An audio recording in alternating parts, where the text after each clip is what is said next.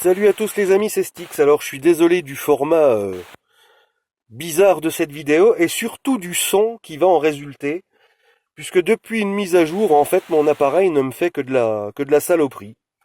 Ça fait 3 vidéos que je vous fais, les 3 sont bonnes à foutre en l'air parce que le son est totalement à chier.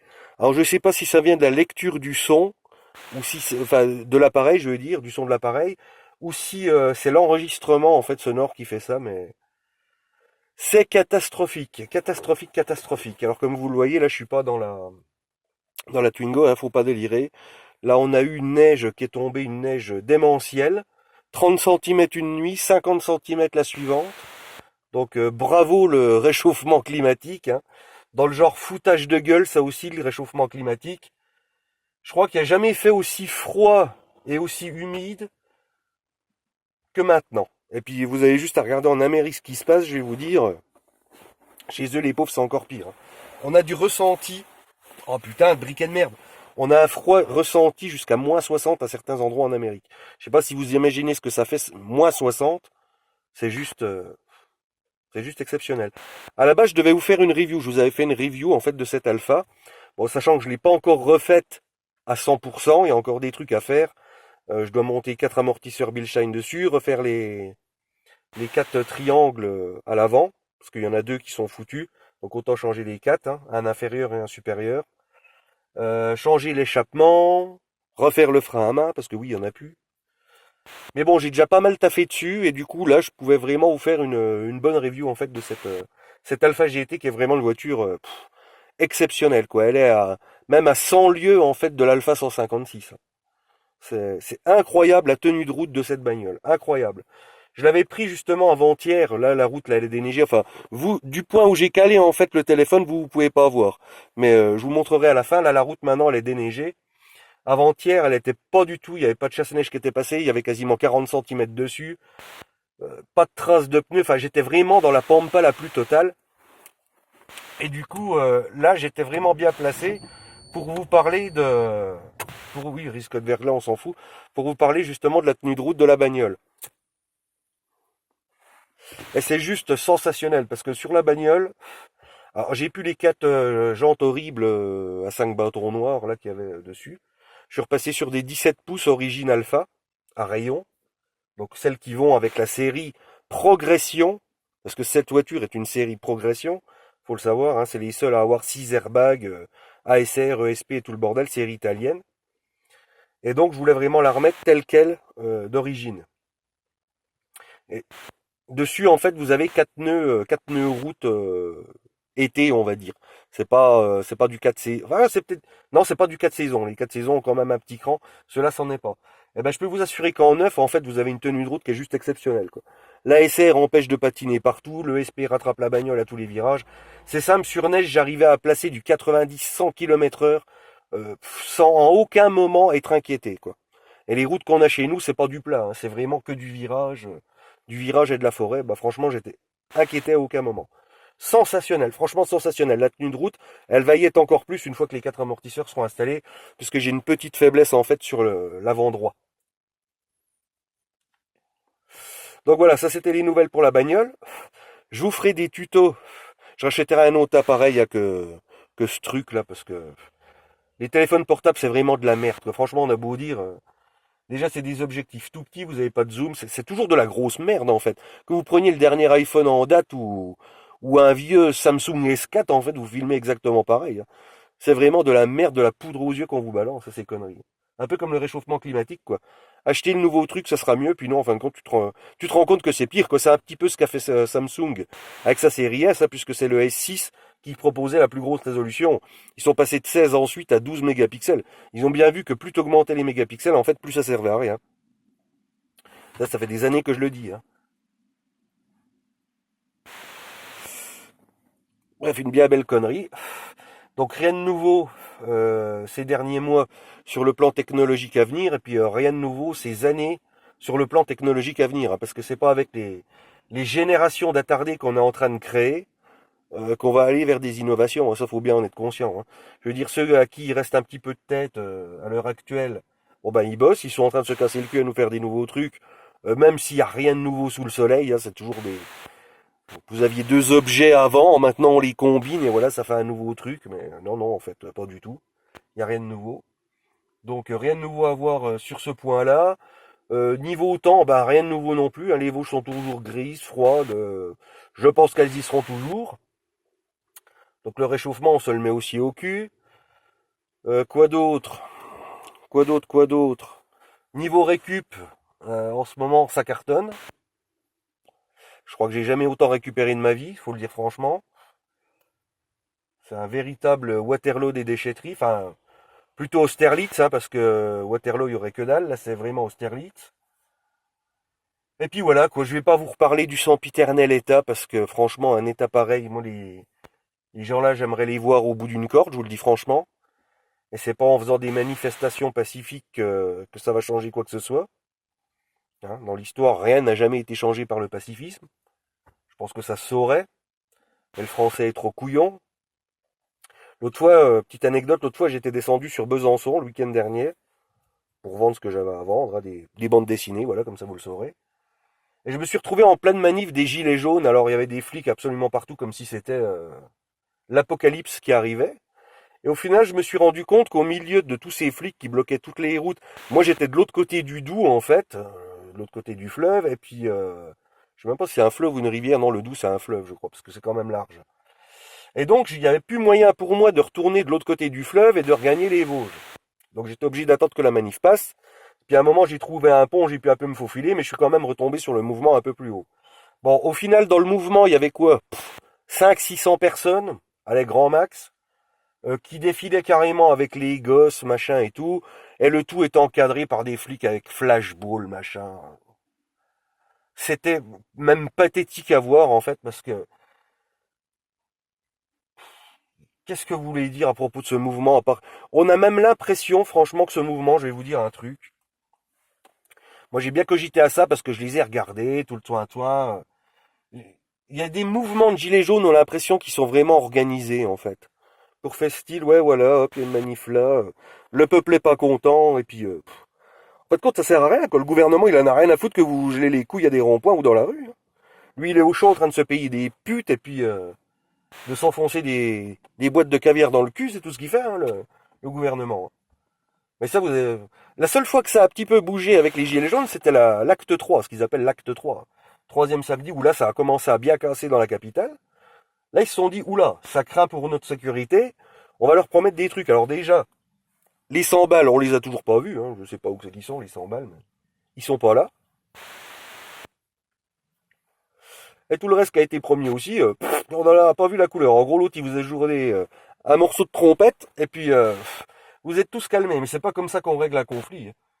Le conflit, c'est comme un match de boxe, ça, c'est en se mettant sur la gueule, celui qui en mettra le plus sur la gueule à l'autre qui gagnera, hein. Pour ça que moi, je prends plus parti, vous voyez. Mon gilet jaune, il est là, hein, il est rangé dans ma portière, et puis il est plus près d'en bouger, hein. La seule fois qu'il ressortira de la portière, c'est quand je serai en rade au bord d'une route, hein. Puisque oui, on doit toujours l'avoir à portée de main, le gilet jaune, hein. Maintenant, si on se fait arrêter par les vilains gendarmes et qu'on n'a pas notre gilet jaune, oh là là là là, alors là, attention, là, c'est une amende, là. Parce que oui, l'automobiliste est devenu un vrai pigeon, ça faut le savoir aussi, hein. L'automobiliste, même le mec maintenant qui place ses économies en banque est devenu un vrai pigeon.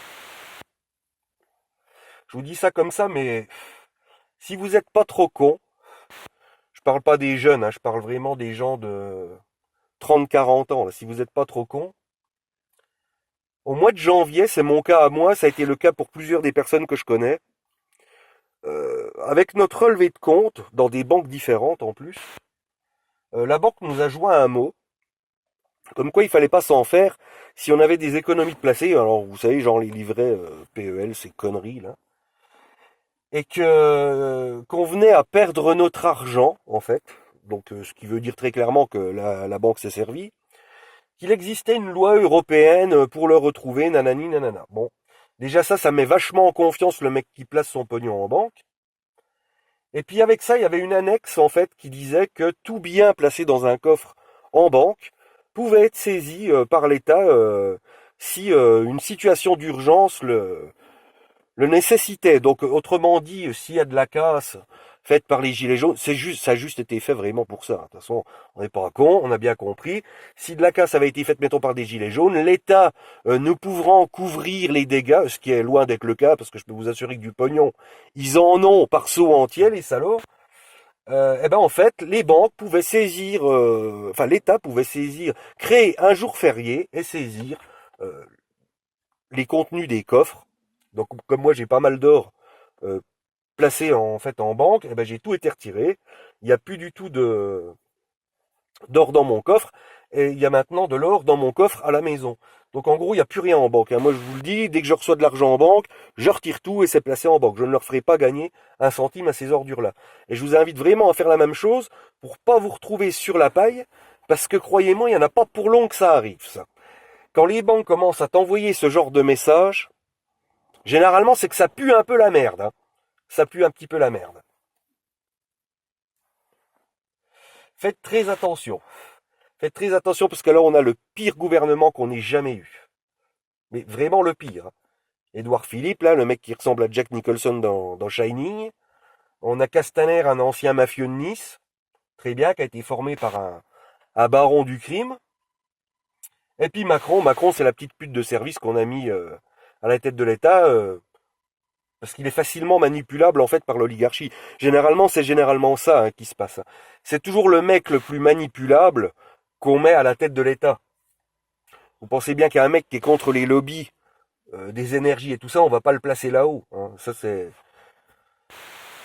un petit peu se tirer une balle dans le pied. Mais non, non, tout est finement organisé. Attendez, je check ma clope, parce que là je commence à être dans la fumée la plus totale.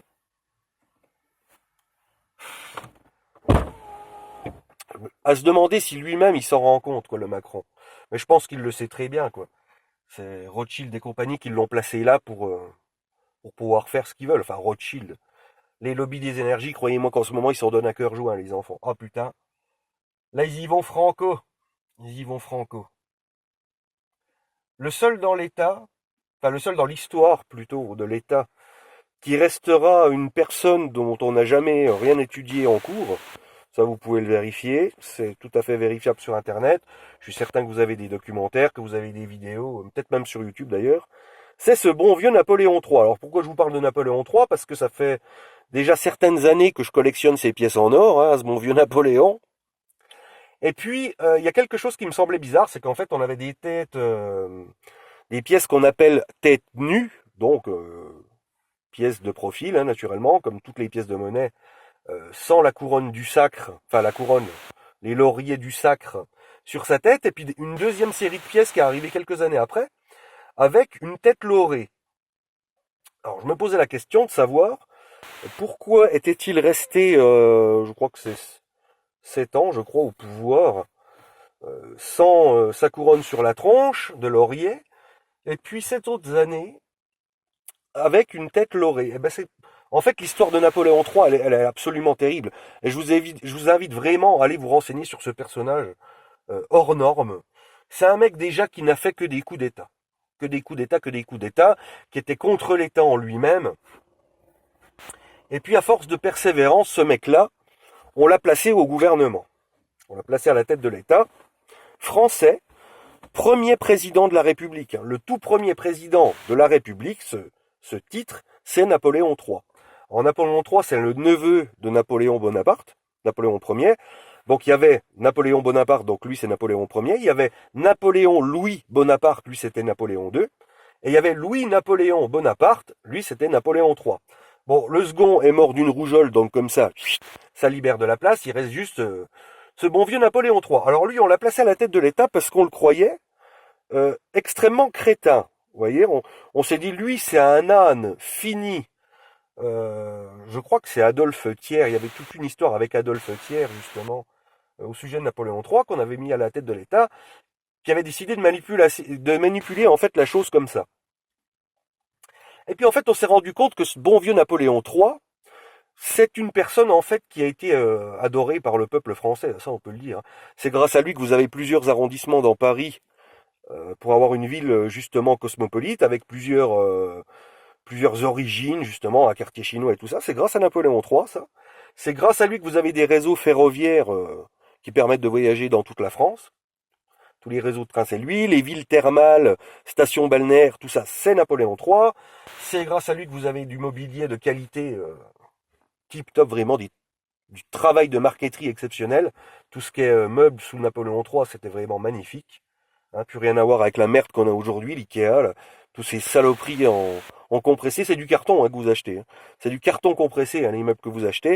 Et vous êtes fier de payer une cuisine intégrée des fois 1500 balles, alors que vous avez peut-être 20 kilos de carton, quoi. Ça me fait juste marrer, quoi, ça. Et donc ce mec-là, il s'est rendu compte, une fois à la tête de l'État, que eh ben, il ne pouvait plus se représenter. À l'époque, on ne pouvait pas se représenter quand on était déjà élu. Donc qu'est-ce qu'il a fait, ce mec?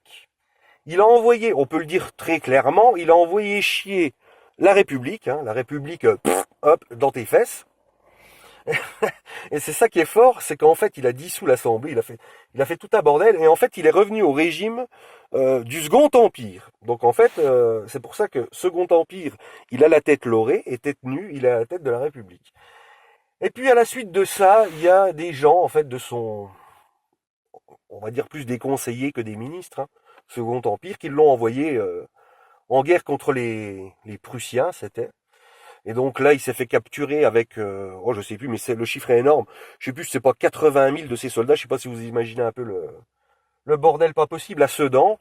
Et donc il a été fait prisonnier, fin de Napoléon III. Voilà, hop, on n'en cause plus.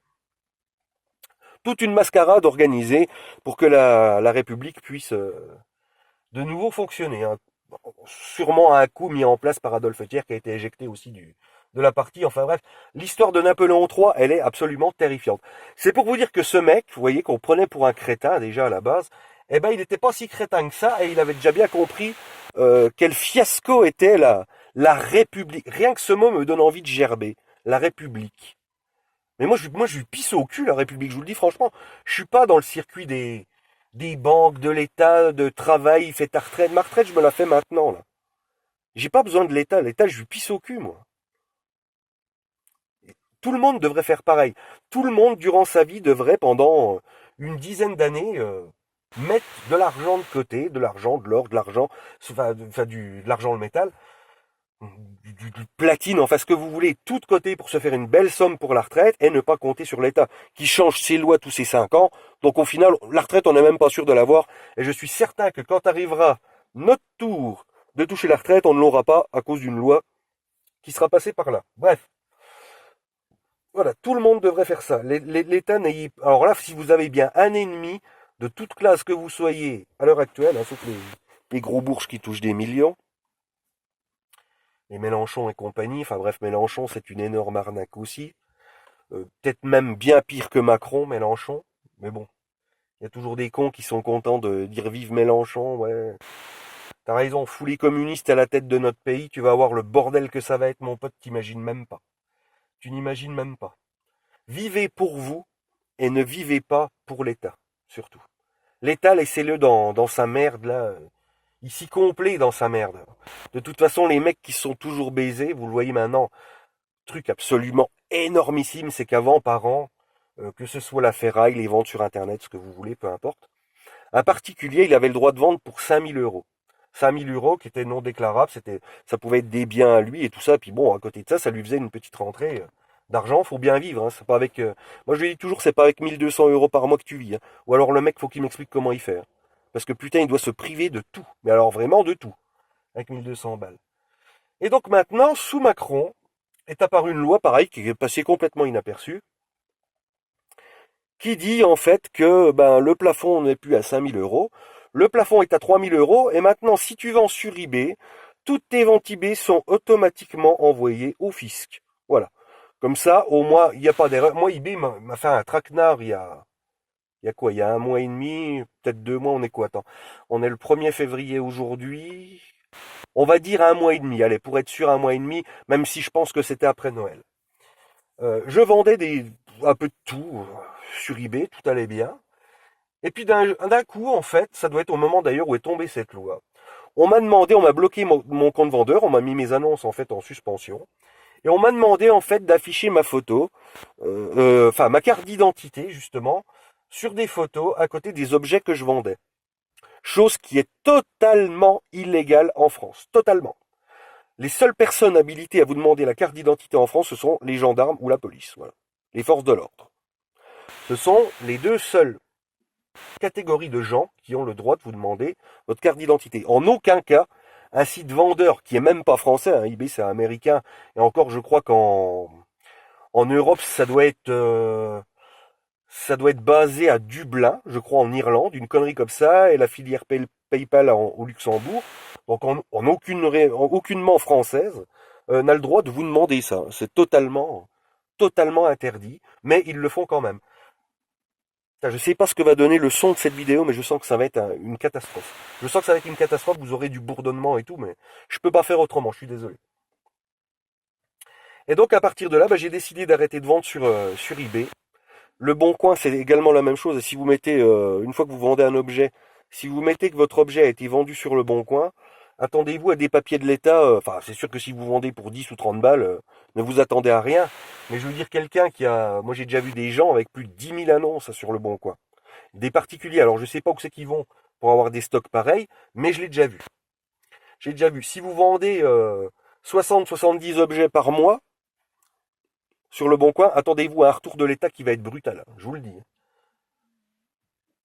Le seul endroit où on est encore à peu près peinard pour le moment, c'est Price Minister, parce que lui a été racheté par un groupe japonais, Rakuten, ça vaut.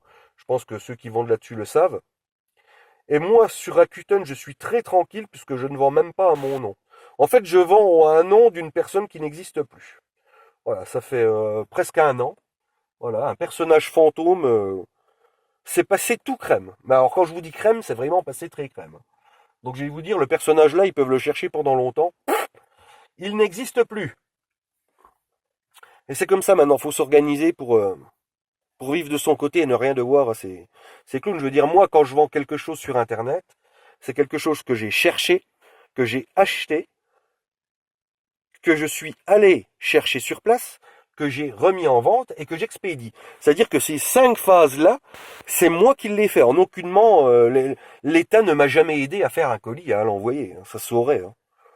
Ils me fournissent ni carton, ni scotch, ni aide, ni bordereau, ni rien du tout. Hein. Donc à quel moment, moi, je leur devrais quelque chose? À rien. Voilà. À aucun moment. Je veux dire, en Chine, je ne sais pas si vous le savez, mais en Chine, quand tu décides d'ouvrir une entreprise en Chine, tu n'as aucun papier à faire. C'est-à-dire que ton appartement, là où tu habites, je veux dire, tu peux mettre Ocase, machin, avec ton blaze en dessous. Voilà, ça se passe comme ça en Chine. Si tu décides d'ouvrir un magasin en fait dans ton appart, t'as le droit. Tout le monde peut faire le business qu'il veut en Chine. Il n'y a rien à déclarer, rien du tout. Ça se passe comme ça. C'est absolument hallucinant et c'est pour ça que la Chine est en train de bouffer le monde entier. Eux, ils n'ont pas de contraintes juridiques, de contraintes de paplard, de ceci, cela. C'est vraiment un modèle à suivre. Et pourtant, je sais, c'est communiste, mais bon. Enfin, la nouvelle Chine n'y est plus trop, mais il y a encore un petit peu. Mais de tous les cas, de toute façon, on n'aurait pas ce régime-là avec Mélenchon, faut pas rêver. Lui, le mec, il touche je sais plus combien de retraites, c'est un truc de malade mental. Quand il était interpellé, il y a une vidéo qui tournait sur Internet, quand il était interpellé par un mec au marché qui l'engueule comme du poisson pourri, comme quoi non, il peut pas toucher plusieurs salaires, le cumul des mandats c'est interdit, bien sûr qu'il peut pas toucher plusieurs salaires et que le cumul des mandats c'est interdit, mais monsieur, il s'est bien joué sur les mots, en fait ce ne sont pas des salaires qui touchent, c'est des retraites, et là les retraites c'est cumulable, et des retraites il en a plein le Mélenchon, il touche des fortunes par mois, vous imaginez même pas, faut arrêter de prendre les gens pour des cons aussi.